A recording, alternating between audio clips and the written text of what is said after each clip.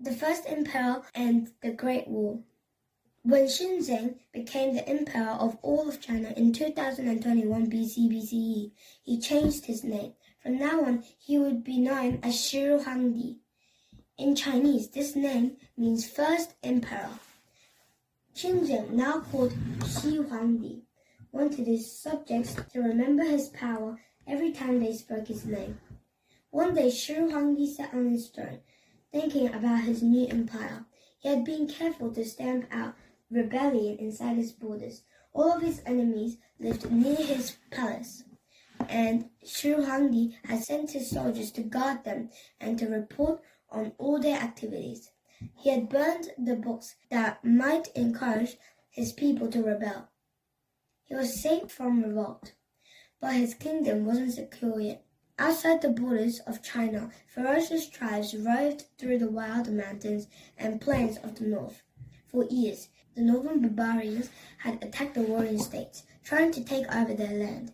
They were the earliest tribes, which were later called Mongols. The Mongols rode on swift horses and shot arrows with deadly precision. So, some of the warring states had built walls to keep the Mongols out. These walls were still standing, but parts of them had crumbled away into dust. And between the walls were huge gaps. The Mongols could come through those gaps at any time, Xi Huangdi thought. They could sweep down and take over parts of my empire. How can I protect China from the Mongols? If I could only build a wall along the whole northern side of my empire. Then Xi Huangdi had an idea, a stupendous, incredible idea. Perhaps I can build a wall along China's northern border, he exclaimed, a wall of thousands of miles long, a great wall. So Xi Huangdi summoned his architects and builders. All along the northern part of my empire, he told them, all walls are falling down. I want to repair these walls, and then I want to build a new wall connecting to all the old walls together into one huge barrier that will keep the Mongols out of my kingdom.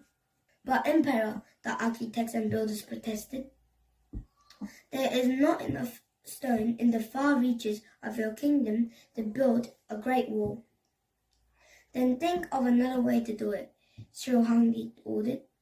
The builders and architects labored for weeks, trying to think of a way to build the wall in places where the stone was scarce.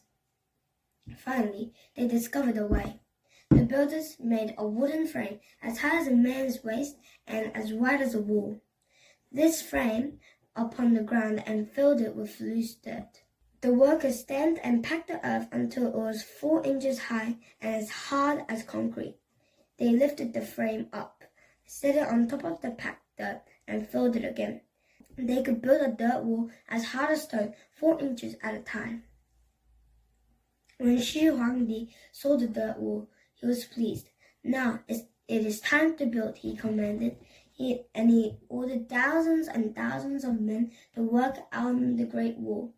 He sent peasants who had no choice but to obey. He sent his enemies and prisoners out to walk on the wall, forcing them to labor day and night.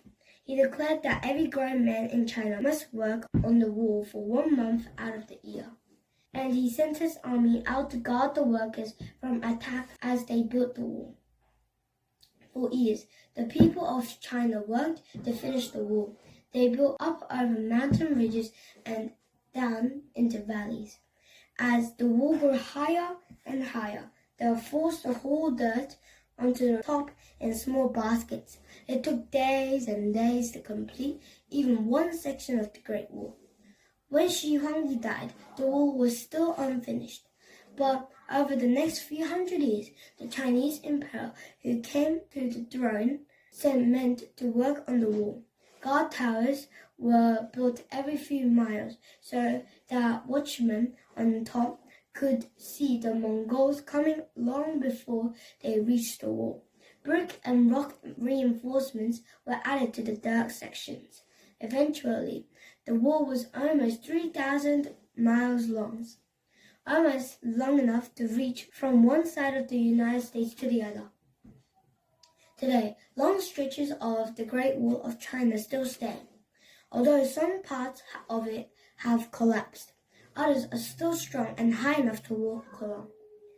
People come from all over the world to walk on the Great Wall of China.